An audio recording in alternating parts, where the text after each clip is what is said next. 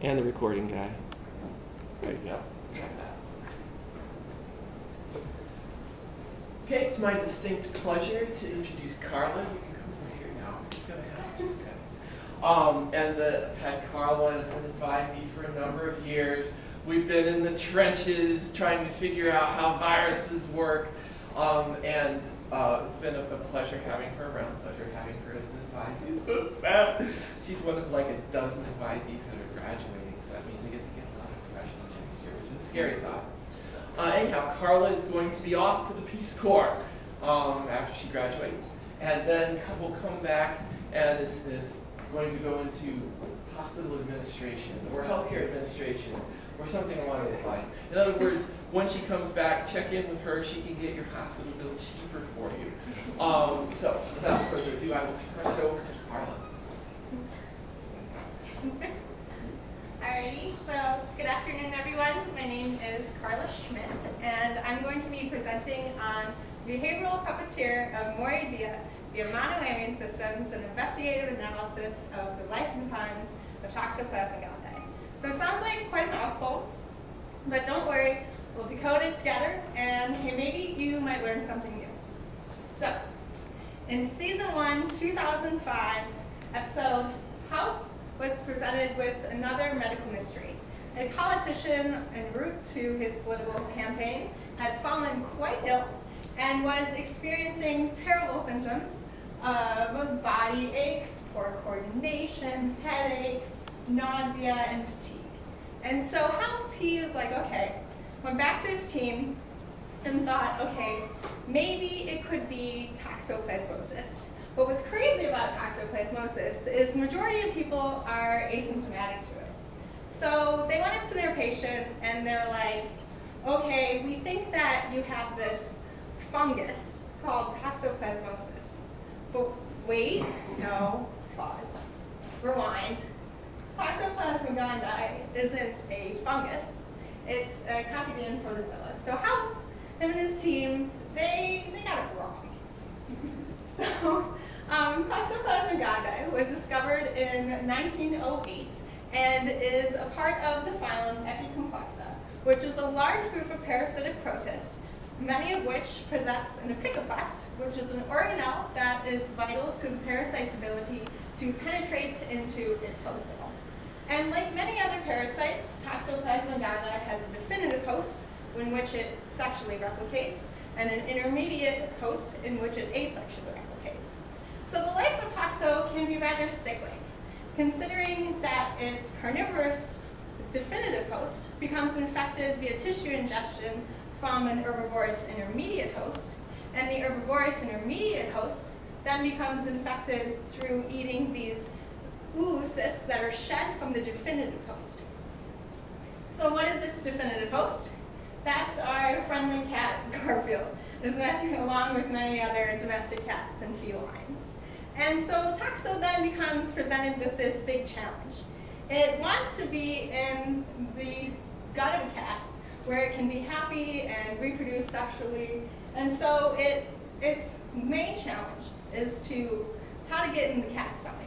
And so it works by using this rather kind of complex and complicated heterogeneous life cycle, where it goes into a plethora of different hosts and takes on many forms. So some of the basic forms of Toxoplasma gondii include its oocyst, which is its zygote, a Tachyozoid, which is its proliferative form, and a Bradyazoid, which is its encysted form. And so how do we avoid the fate of House's politician? You and I can become infected with Toxoplasma gondii in numerous number of ways. We can get it through eating undercooked meat that have been infected with Toxoplasma gondii, through blood transfusions or transplants, and transplacentally in utero from mother to child, which is disastrous and causing these congenital effects, or by having contaminated drinking water, or by straight up ingestion of cat feces. Well, I don't think this is a common practice. It will allow for Toxo to enter your system nonetheless. So here's our cat. It's the cool kid. where Toxo wants to be, where it can be happy sexually replicating. And the cat works to shed these fecal oocysts, which then go on to sporulate and mature in the environment, allowing for it to be infectious. So, the cat ingests these oocysts that contain Tachyozoids and Bradyazoids that then go on to pass through cells in the intestine, allowing for the formation of gametes, and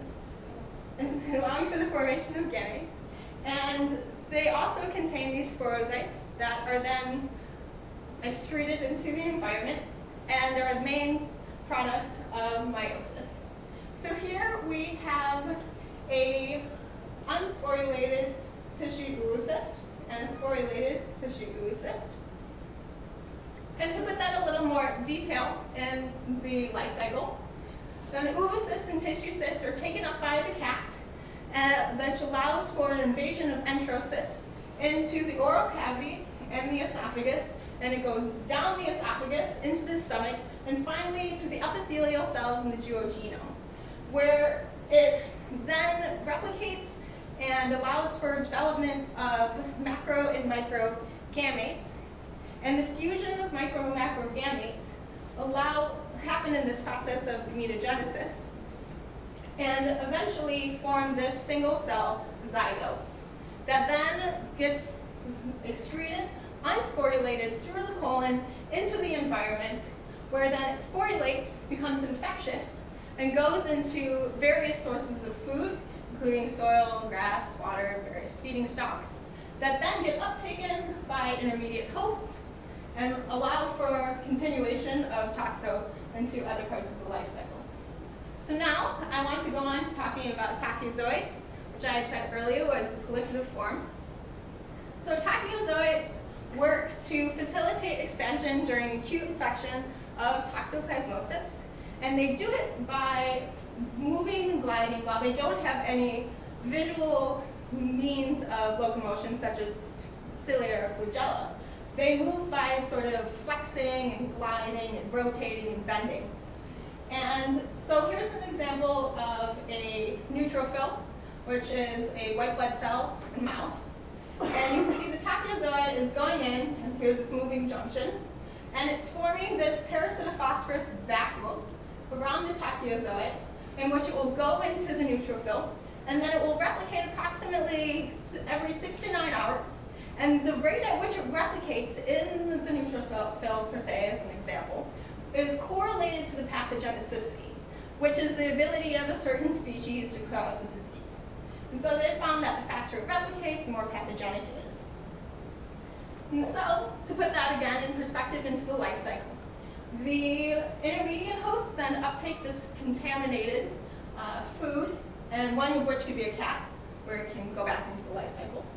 Or the oocysts go into the system and then work to be digested, and sporozoites are released from inside the oocyst, in which they morphologically change into Tachyozoids, and then go on to invade other tissues, including that of a pregnant female, which can result in congenital effects, which are disastrous for the unborn child, allowing an onset abortion, and not so happy outcome.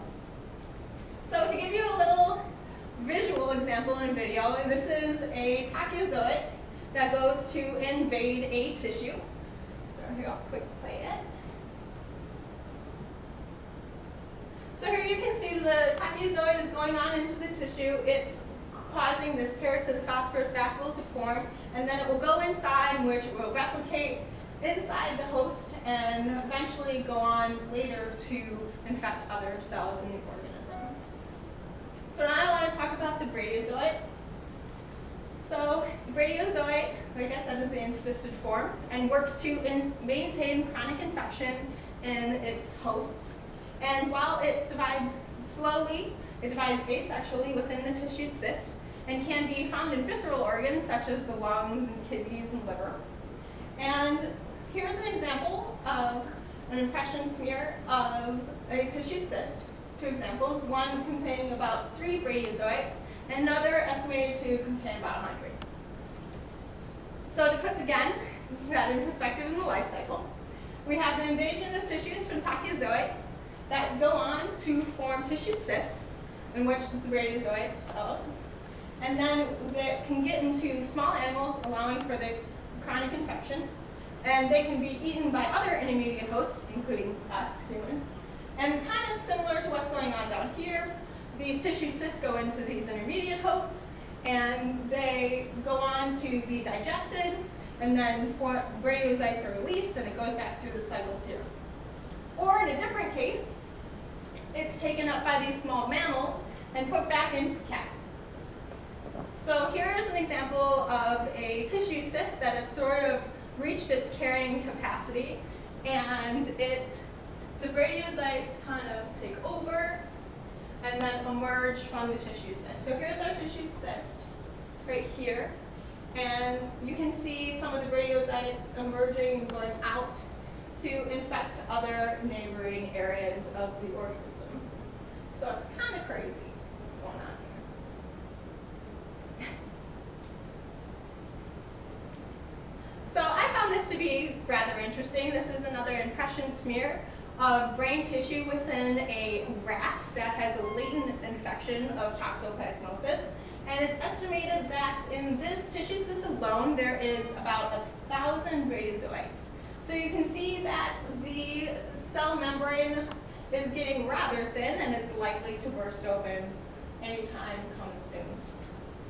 So why would Toxo even want to use this complicated life cycle? I mean, I think it could easily just go through this cat here and be happy, and why even go through the mess of going through all these different intermediate hosts? So there's speculation in the scientific community that a lot of what's going on here is related to Toxo and its ability to control how the intermediate hosts work in interacting with the environment. Or that, you know, Toxo is a supreme manipulator of it all. Or in my analogy, like a demonic sort of puppeteer of all of these things that are a part of the life cycle. So the behavioral manipulation hypothesis believes that in the intermediate host, Toxoplasma gondii has the ability to alter its behavior in order to benefit itself, the parasite, and it increases its own transmission efficiency. So this is kind of like a quasi-crazy thing going on here. So in the recent study, they found that Toxo has the ability to take rodents' innate aversion and fear of cats and turn it into sexual attraction.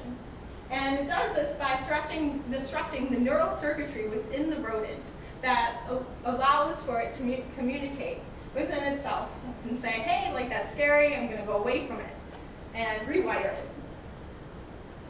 So in this one study, if you take a mouse, it's never been exposed to a rabbit, smell of a rabbit, or a cat before. Evolutionarily and naturally, it's going to have this, you know, skittish effect when presented with the rat, because the rat's going when presented with the cat, sorry, because the cat's going to kill it. And it's going to say, okay, oh my God, this is going to kill me, I'm going to get away from it, go hide in the corner, so on and so forth. So they then took mice that were infected with Toxo and mice that weren't. And specifically later I'm going to hone in on male mice.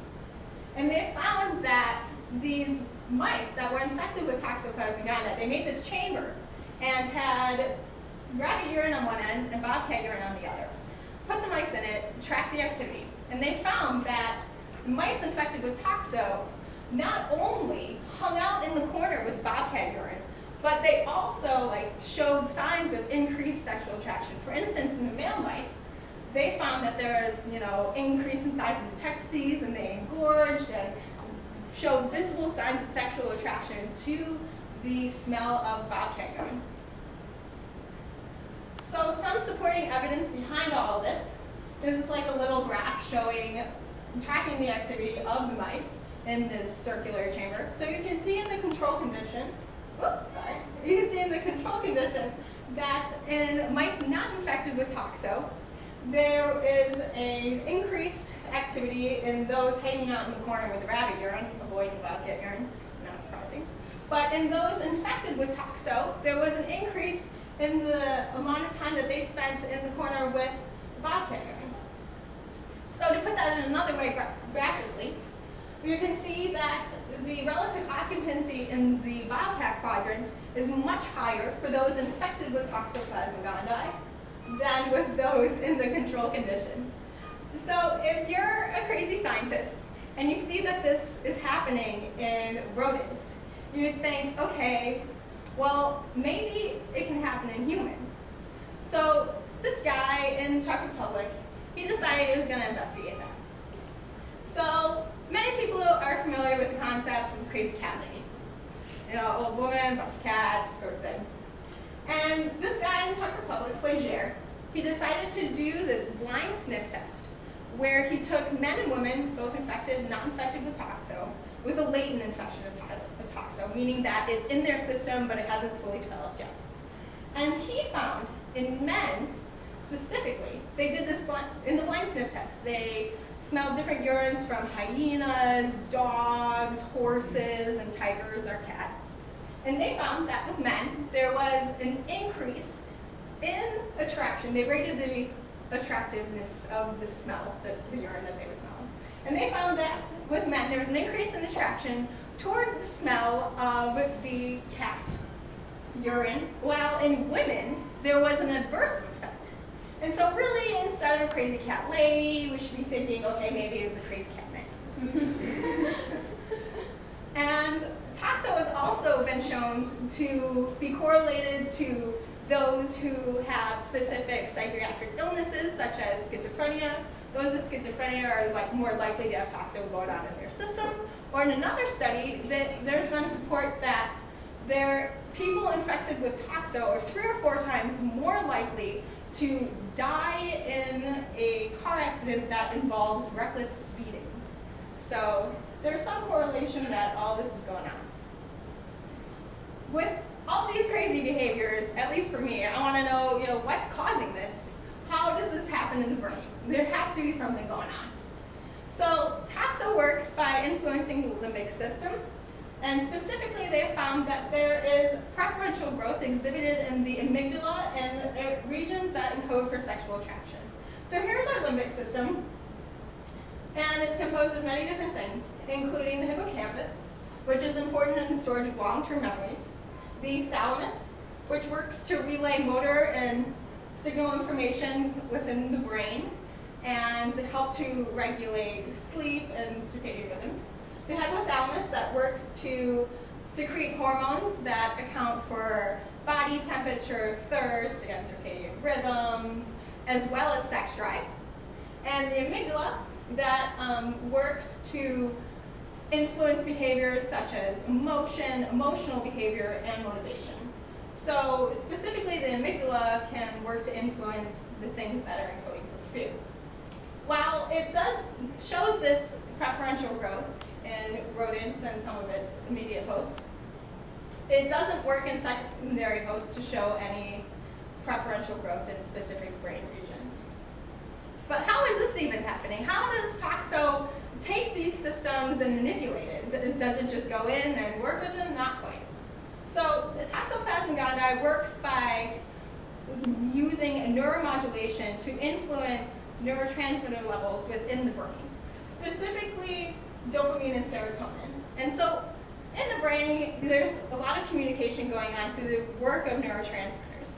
And to name a few are dopamine and serotonin that are monoamine systems, meaning that there's an amino acid that's just stuck to it aromatically. And within dopamine and serotonin, precursors to them, they're synthesized from the amino acids of dopamine being tyrosine and serotonin being tryptophan. And they found in people infected with Toxoplasma gondii that there is a dendritic retraction of neurons within the basolateral amygdala of rodents. So here we have like a healthy neuron that's enjoying things, making connections, talking to its friends by it. And then here we have another neuron that has experienced a dendritic retraction, so you can see it can't branch out anymore, can't communicate. And so what toxo does is it causes this to happen and then sort of rewires it to its advantage. So here's the synthesis of dopamine. It takes tyrosine and uses tyrosine hydroxylase to change it into L-dopa, which is a precursor for dopamine. And L-dopa then is influenced by an aromatic amino acid decarboxylase, which then changes it into dopamine. And Toxo's role, at least what they think, is that Toxo not only has the ability to influence tyrosine, but activity of the tyrosine hydroxylase as well.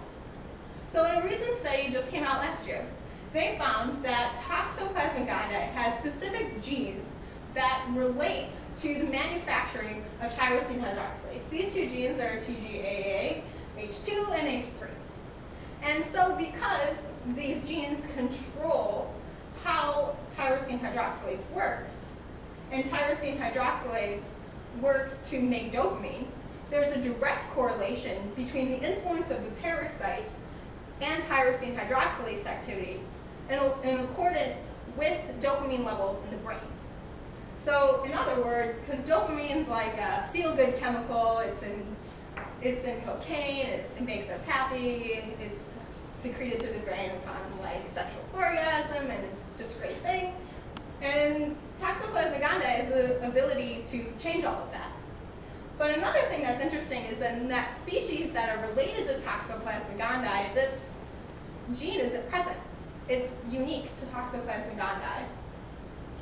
And because Toxoplasma gondii doesn't have any precursors to tryptophan, therefore tryptophan hydroxylase, it doesn't influence any levels of serotonin in the brain, just dopamine. So this is kind of crazy. But you know what, it's not so far-fetched, because in nature there's all these different other forms of this sort of behavioral manipulation. It's present in the rabies virus, for instance, that goes into dogs and causes them to salivate, and they want to go on and infect other things. Or in a dual emerald cockroach wasp, where it stings a cockroach and then sort of uses it in this kind of daze to sexually replicate inside of it. Or in the Orpheoceps unilateralis fungus that takes these ants and these zombie ants and allows it to do its dirty work for them. So perhaps Toxoplasma gondii didn't just get this idea of behavioral manipulation as its own sort of synthesis, but perhaps it could be related to other things in the region. So I want to thank the Lawrence University Chemistry Department, especially Professor Dr. Dave Paul and Professor Stork in the back there, for having listened to this lovely presentation a few times. Professor Judith Humphreys for increasing my interest in parasitology itself, and my sister for exposing me to Radiolab that allowed for my initial interest in this parasite. No references, and that's it.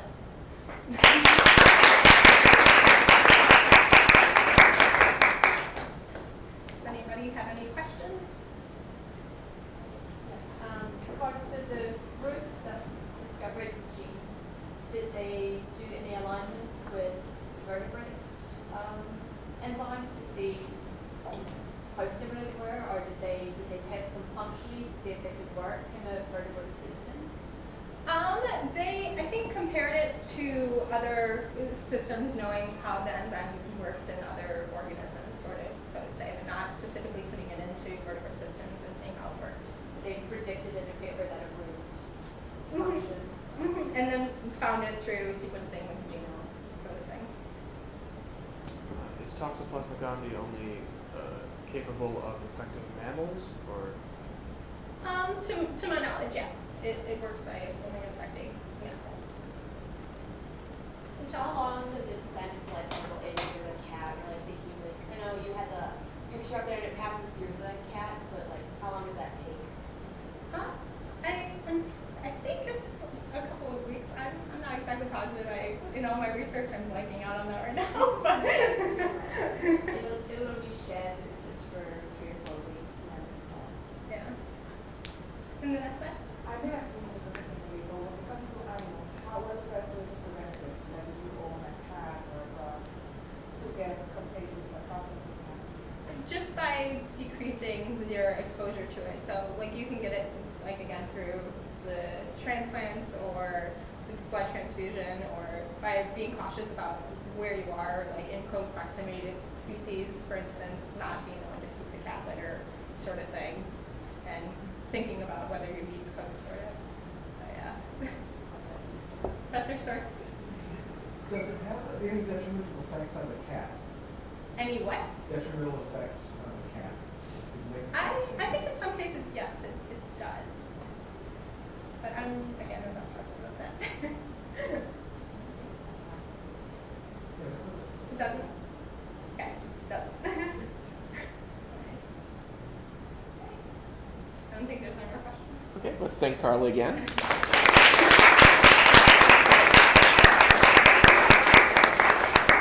We'll see you all in this room 3:10 tomorrow.